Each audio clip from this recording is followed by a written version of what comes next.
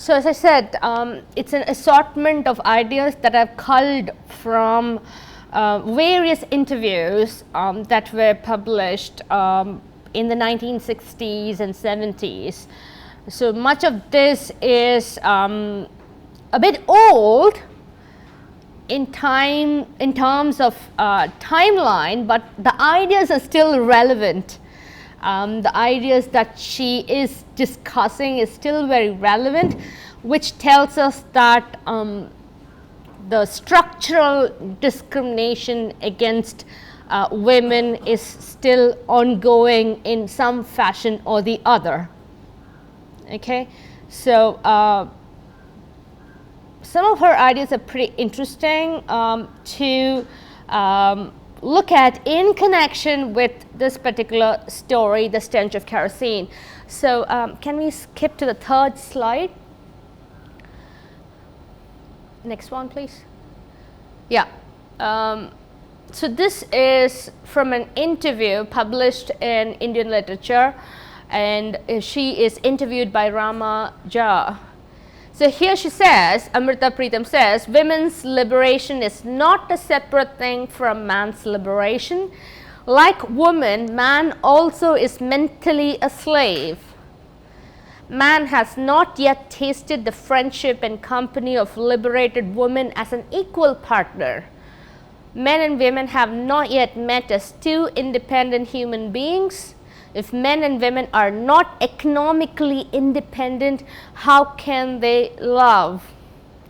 So there are several ideas here. The first one is that we need to see liberation as a joint enterprise where men are also included. We cannot kind of eject them out of this board of enterprise, right? So it has to be an inclusive struggle where the other sex is also brought on board, and such a united front would somehow change the status quo.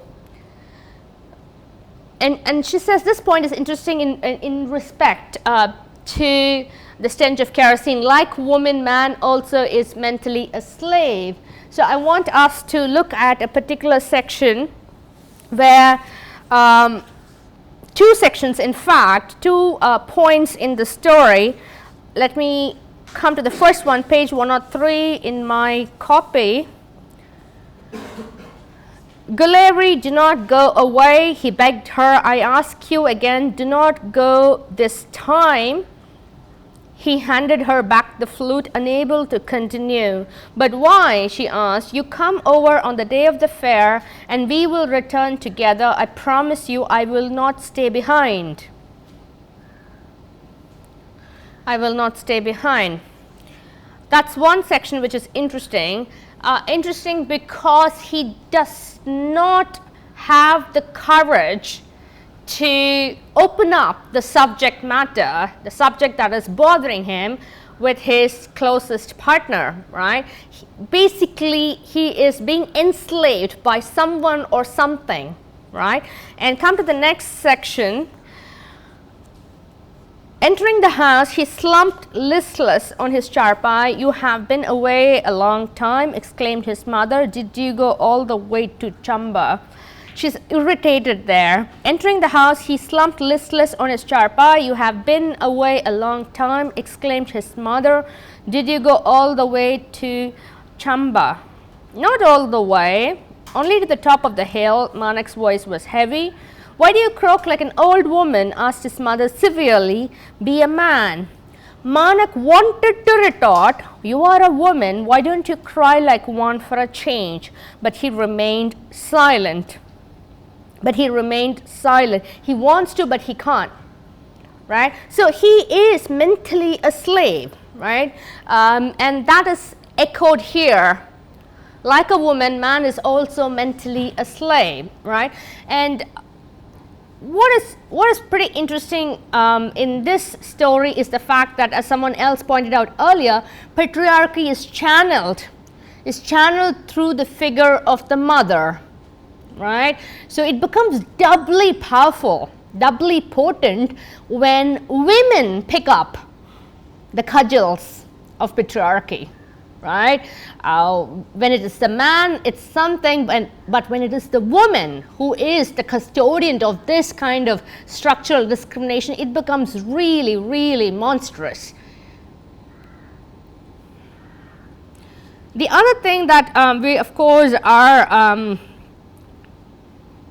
aware of is this: why do you croak like an old woman? Asked the mother severely. So she is kind of provoking him in a gendered way, right? She's attacking his masculinity there. His manhood is being attacked, right? And he kind of has an internal response: you are a woman, so why don't you behave as a woman should, cry in moments of difficulty. So we do get that stereotypical set of roles a man or a woman should perform, right? This is how they are supposed to perform, but they're not performing in expected ways, and therein there is a problem. Let's go back to the quote. Men and women have not yet met as two independent beings. If men and women are not economically independent, how can they love? So it's pretty clear there is an economic imbalance between the two sexes. If you apply this principle to the story, Manak is a farmer, his is a rural based economy. However, Guleri is not independent. She's not even represented as a farm worker, even though she does a lot of household chores. That is not paid job, right? That's part of the gendered roles and responsibilities a woman is supposed to carry out, right? What is further interesting is that Guleri is compared to farm produce, right? That corn, the reference to the corn, right? Manak, page 103. Later, managing to meet alone, Manak remembered taking her hand and telling her, "You are like unripe corn full of milk." Right? So that comparison to farm produce, right, tells you the status which belongs to the female identity, which is something which can be consumed, right, for physical consumption, for biological satisfaction, right? So they are definitely not independent in relation to this particular story, and therefore Amrita Pritam's question is, if they are not economically independent, how can they love as equals? You cannot. That's her argument, right? If you're not economically independent, you cannot love as an independent being, because dependency will corrupt. There is an ulterior motive for falling in love. That's the subtext, right? That's the subtext. So that will come up in the next quote, I think. Sarah, if you please. Yeah. So here she spells it out, right? Generally, women love out of a sense of insecurity, right? It's a great line, I would think, you know, great statement. Generally, women love out of a sense of insecurity. Love is admiration and companionship of the other person. Economic enslavement obstructs the experience of love. Women's liberation is not mere shouting of slogans for one's rights. At least I do not believe in that sort of liberation. To me, women's lib means a fuller development of her personality, so that she does not have to ask for freedom. She herself develops the capacity to achieve it. Economic enslavement obstructs the experience of love. It's an important point to remember. And the last one, fuller independence, greater subjectivity. A fulfilling subjectivity would mean that the woman is completely developed, mature and independent, and that she doesn't have to ask for it. How would you apply this idea of insecurity in relation to the stench of kerosene? We need to kind of probe the motivations behind Guleri's need to commit suicide, right? We need to probe that idea. We'll come back to it. Sarah, could you move on to the next one? So in general, here she's talking about her theme, the major concerns which inform her work. My theme is human relationship, particularly man-woman relationship.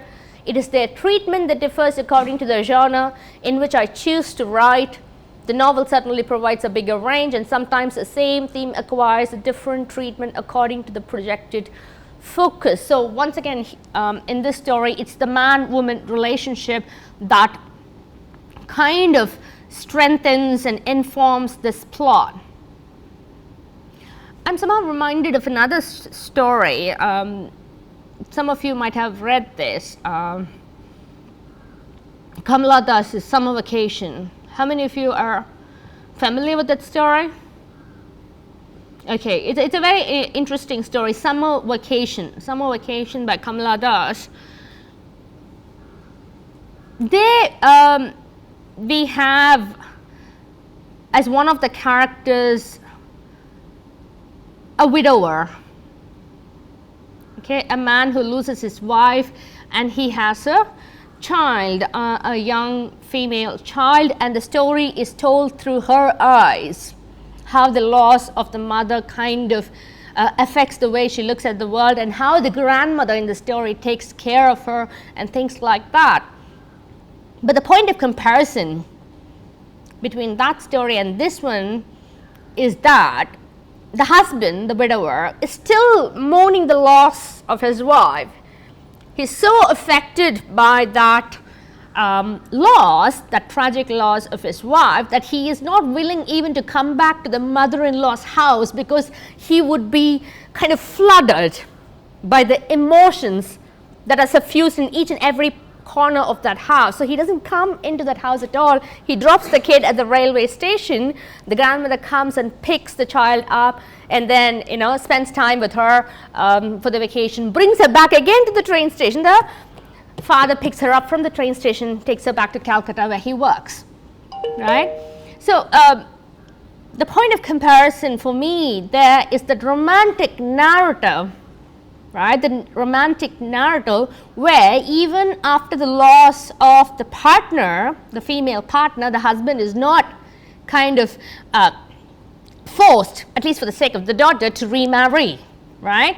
So there are different ways of treating the romantic subject matter, and it has been treated differently in Indian literature. So this is not the only treatment of romance. There are really beautifully rendered romantic stories, even as subplots, right?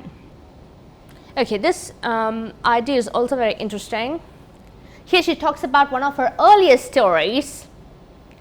Yatri is about a child who is given over to a sadhu as a result of his mother's vow that she would dedicate her son to God if he survives.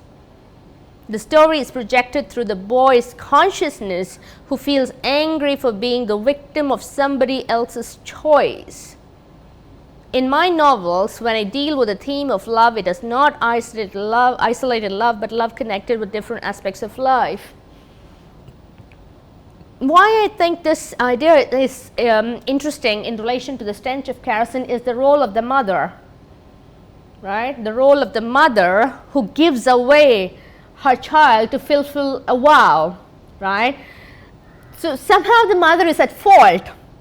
The problematic character is the mother. And here again in the stench of kerosene, we have a problematic mother who is forced to do certain things to fulfill her obligations to some greater idea or system, right? In the case it's the sadhu. Here the mother of Manak fulfills an obligation towards some unseen forces of patriarchy, right? And the child who is a victim is resentful, and we would inevitably also have a son, the son of Manak, who would turn out to be most likely to be resentful, right? The baby is a victim of the forces of this particular insidious system. So can she be a Feminist writer, can she be labeled as a feminist writer? In her concerns with the right to body and her defiance of social norms, she can be. It's pretty clear, needs no explanation. Okay, this excerpt is titled, this excerpt is from a longer piece titled Of Pain and Protest, and I took it from the Statesman, published in 1968.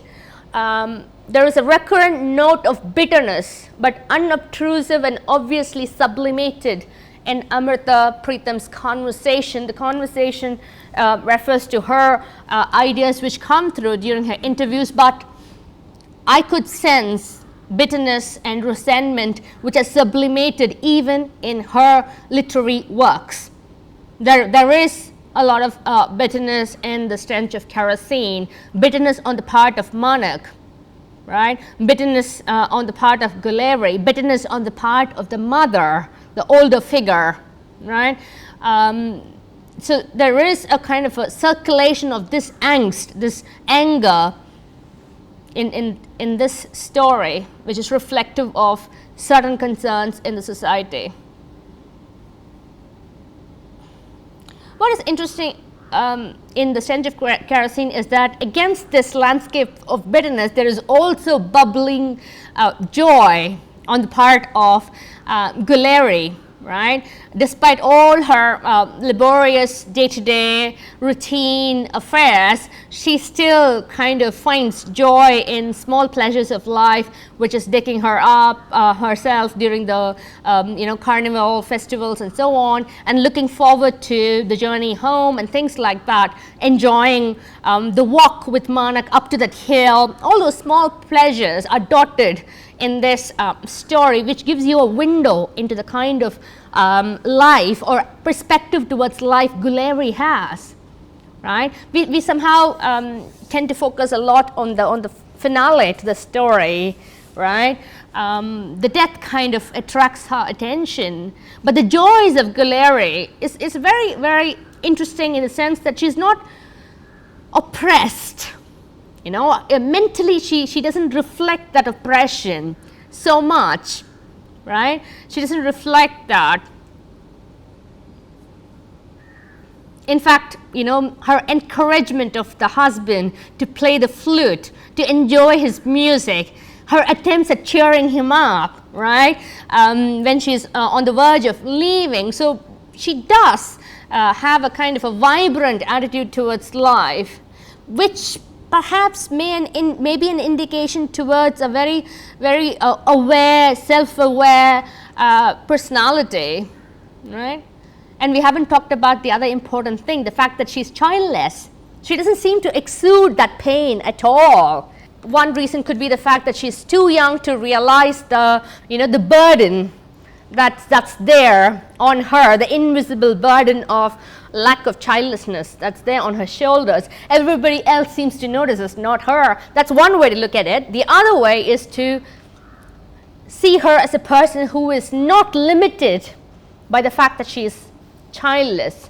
She doesn't think that it's a kind of a disability that would lessen her joys with her husband or with the rest of the society. She still continues to have fun with her,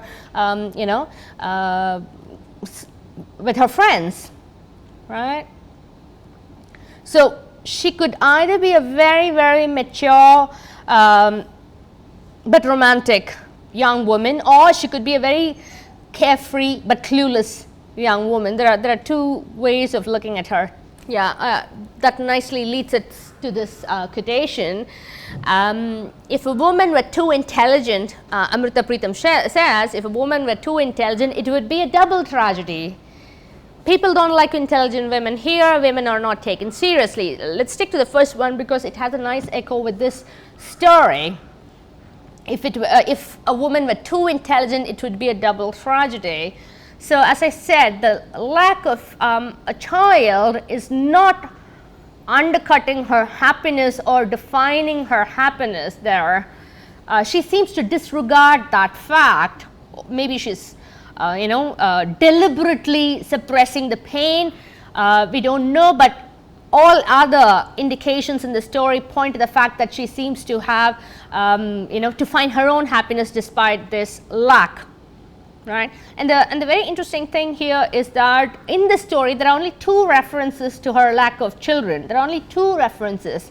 Right? The first one is in connection with her going away to her parents' home, and the second one is in connection with the mother of Manak, who makes a resolve that she would not let another year pass without making arrangements for a child for Manak. Right? So in terms of narrative, this idea is not talked about so much in order to preserve the mystery of the story, to kind of intensify the effects, towards the second half of the story. That could be one of the reasons. I want us to think about another story, not a story, a novel by Perumal Murugan, One Part Woman, where childlessness is at the heart of the novel. The havoc childlessness causes a very romantic couple. It really kind of tears them apart, brings tragedy into their lives. Right? In One Part Woman, the fact that the central couple can't have children, right? And it also causes a great havoc among the people around them. So there you can see how much pain the central woman character is in. She herself feels the pain. Right? Society is giving her pressure, but she herself gives herself pressure because of this fact. But here in this story, we don't see Guleri kind of crumbling under the pressure of not having a child. So there are 2 very distinct treatments. Right? So it's a very interesting comparison. You can compare Perumal Murugan's work with this one. This couple, Guleri and Manak, doesn't seem to be bothered by it. Right? At least the story doesn't tell us overtly that they are bothered by it. It's the mother who seems to kind of push things along, but there things are different. The couple is affected. The couple is really affected by the fact that they can't have children. Right? Okay, can we move on? So this is from the Stench of Kerosene. It seems to me that you have passed through the Bluebell wood. You do not hear anything that I say. You're right, Guleri, I cannot hear anything you're saying to me. So if you connect this with the previous quote, women being not understood, women being not listened to, intelligent women not being taken seriously, there's a kind of a thematic parallel. Perhaps Manak should listen to Guleri and let things go and find pleasures in the everyday simplicity, in the joys of society, in pastoral pleasures such as flute playing. Right? So he is not listening to an intelligent voice like Guleri's. So that idea seems to come through. Can we move on to the next one? Okay, this is from another article by Padma Sachdev. She's a poetess herself. She writes poetry. Padma Sachdev, somebody who was really encouraged by Amrita Pritam. Padma Sachdev also went on to win a Sahitya Academy Award. So the title of the article is "The Flame on the Smokeball." And she says that Amrita championed the cause of women, defying the saying that women are the worst enemy of women. She supported women writers to such an extent that it seemed she was the brigadier welcoming new recruits to her brigade. Right? I'm interested in the first statement, the idea that women are the enemy of women. That seems to be one of the cultural truisms which keep circulating every now and then among particular sections of the population.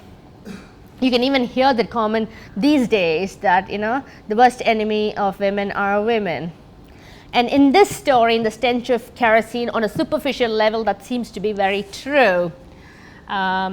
It seems to be very true in the sense that the mother-in-law seems to pack the daughter-in-law away the barren daughter-in-law away and arranges for another woman to be the wife of her son. So on the surface, it seems to be the mother-in-law who is the tyrant, who is the monster, who is the reason behind the death of this really happy-go-lucky, cheerful young wife. So women being the enemy of women seems to be one of the concerns of this particular story. But on further exploration, we know that the mother-in-law is dictated by the tenets of patriarchy. She is championing the cause of patriarchy. She is the custodian of patriarchy, which is why she is pushing this apparently indifferent, apparently unwilling son into another marriage. Okay. Okay, this is in connection with the personal details of Amrita Pritam. I just brought it along because again there seems to be a resonance with this storyline to a certain extent. So the first idea is said by Padma Sachdev, and she says, how can you be a traditional mother-in-law? For that you need to have that stern appearance. Right? I told her many stories, I referring to Padma Sachdev. So she's a very kind of a close friend of Amrita, and she tells Amrita many stories of the proverbial tyrant mothers-in-law. She used to laugh heartily. Amrita used to laugh heartily and remark, this type of women force their daughters-in-law not to respect their elders. Right? Eventually, the foreigner Bahu left shyly, and an ideal Indian daughter-in-law stepped in. She took care of Amrita well and also blessed the house with children. So Amrita's son was first married to a foreigner. So the son is referred to as Shaili, that's the fond nickname Amrita uses to call her son, Shaili, and he was married to a foreigner, but that woman eventually leaves the husband, the son of Amrita, and later on he is remarried to an Indian daughter-in-law who blesses him with children. So the last point is what is kind of resonating with this particular story, where the next daughter-in-law kind of offers children. So that very interesting link is there between the biography and this particular story. So what is the duty of a daughter-in-law? To be very respectful of the parents-in-law and to bear children, right? The romance doesn't come in. The fact that the daughter-in-law should be romantically associated with the husband doesn't come in. That's the interesting point. So the jarring element in the stench of kerosene is the romance. Why is romance problematic? Why is romance problematic? Because romance has its own rules and regulations, which can at times be in contrast to the rules and regulations of society here. So the role of a dutiful daughter-in-law is to perpetuate the male line by producing heirs, male heirs most preferably, and if that doesn't happen, then the romantic trajectory has to be sniped and somebody has to step in to sort out the issue, right? So that idea is there. Can we move on to the next one? I think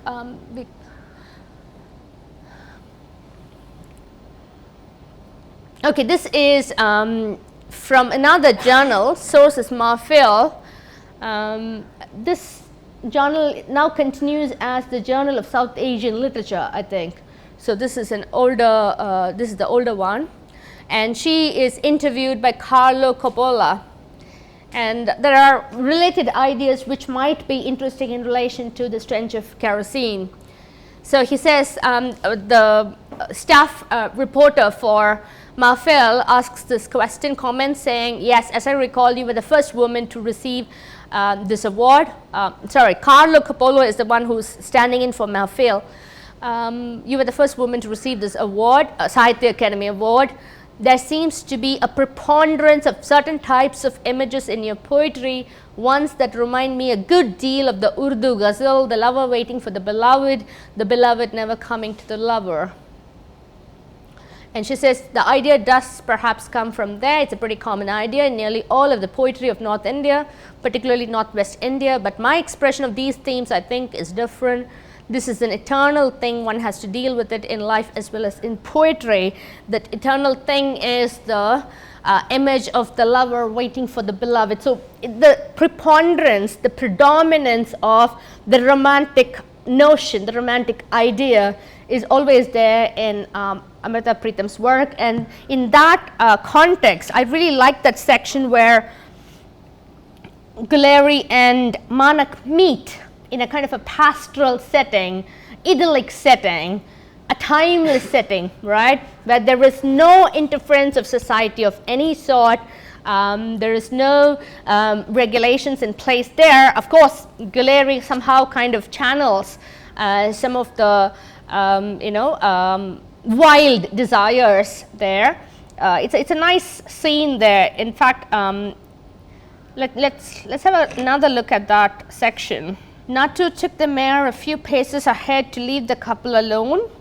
It crossed Manak's mind that it was this time of year 7 years ago that he and his friends had come on this very road to go to the harvest festival in Chamba, and it was at this fair that Manak had first seen Guleri, and they had bartered their hearts to each other.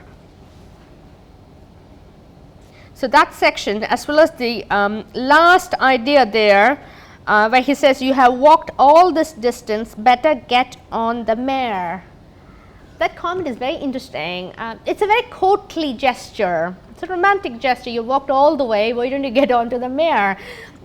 Harsher things are to come the very next day, but till the last minute we see that courtly gesture, and it somehow suddenly reminds me of persuasion. I mean, it's a big jump from Indian literature to British, but the gesture of making sure that your beloved is in comfort occurs there too, where you see Wentworth, Frederick Wentworth, helping Anne Elliot onto that gig driven by his relatives, right? So offering succor is one of the gestures of the romantic hero, to take care, to protect, right? So that gesture is what is evident here too, but there is a big fall, right, coming not far away.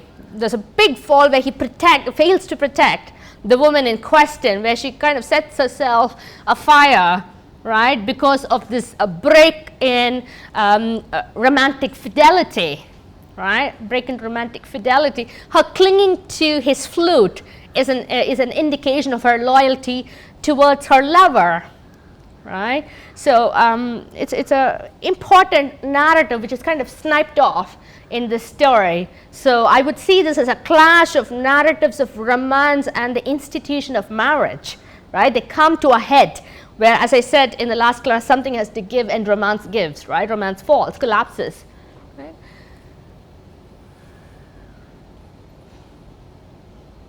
Okay, can we,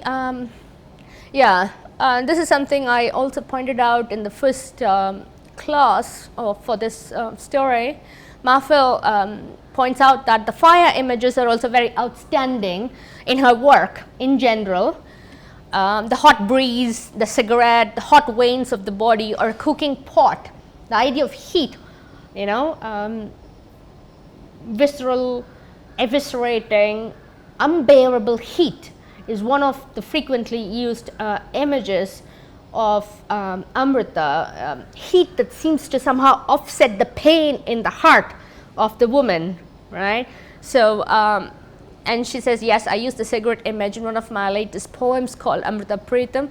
We did have a look at that poem where somehow, as I say, the heat seems to kind of tone down the pain. The imagery of heat seems to tone down the pain, right? In the stench of kerosene, setting oneself on fire seems to be Guleri's way of dealing with the pain of Manak's betrayal there, So that's possibly the best way for her to deal with it, to forget that kind of agony. Okay, can we move on to the next one? Okay, Carlo Coppola asks, says, let's go back to poetry. I noticed the image of the unborn child as a scar in a couple of poems, the one called The Scar and then in The Scar of the Wound, where you have the child referred to as the shame of the mother. This certainly isn't the traditional Indian view of childbearing. So this is the question. The stigma associated with the unborn child seems to crop up in your work. Why is that? So that's the question, and this is the response. Sarah, please. She says, no, you're not looking at them in the proper context. It has nothing to do with Indian traditions towards childbearing, directly at least. The second poem is about the child of an abducted woman born at the time of partition. The other poem, The Scar, is about an illegitimate child. If you look at the original first line, you'll see, okay, my pronunciation may not be the right one, Kachi Kand Muhammad Wali, or one born of mud wall love, or love not recognized by society. The child has not been born in wedlock, right? Therein lies the stigma. Just because the child is not legitimate, there inevitably is a stain on the identity of the child. Why I picked this exchange is because there is again a resonance with the stench of kerosene, where there is a stigma associated with this child, right? A child born in wedlock within the institution of marriage, but it still carries a stain, a stigma for the husband, for the father, right? Why is that, right? Everything is fine and dandy, you know, the child is born within the 4 acceptable walls of custom and tradition, but not accepted by the father, because the child is the prize, right, the blood prize given by Guilleri, right. So, so the child is born out of the destruction of a very beautiful, perhaps very happy-go-lucky, carefree young woman, a very self-aware young woman. Perhaps that's the reason why he doesn't want anything to do with this particular child, and therefore the child carries the stigma. So we have a kind of a paradox here. Usually the male heir is welcomed, massively welcomed by the father, by the family, and that welcome is not given to Manak's child here, because the stain of Guilleri's death, the stain or the breakup of that romantic relationship is associated with that baby, with that child. We cannot absolve him of the crime, right? We still need to remember that he is not willing to discuss the subject matter. He needs the support, he needs the physical presence of Guilleri with him in order to prevent that marriage, right, the marriage to the other woman. So he needs her as a support, right, which in itself perhaps indicates that he is a weak person, maybe a weak individual who needs the strength of Guilleri to stop certain things being set in motion, right.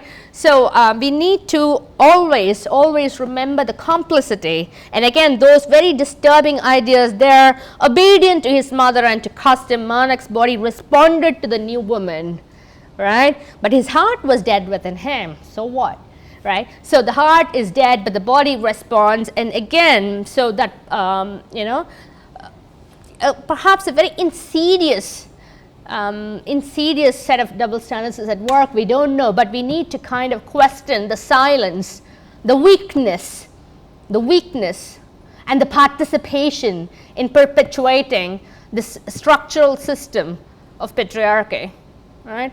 So that idea needs to be kept in mind. His face was sad, lightless as a cinder. Again, that imagery associated with fire is there, page 105. Mute with pain. Manak, mute with pain, could only stare and feel his own life burning out. There seems to be an emotional disconnect in him with the events that are happening around him, right? So we need to question that mental shutdown. We need to question that. It is there, but it is a very culpable, fatal emotional shutdown, isn't it? So we need to question that.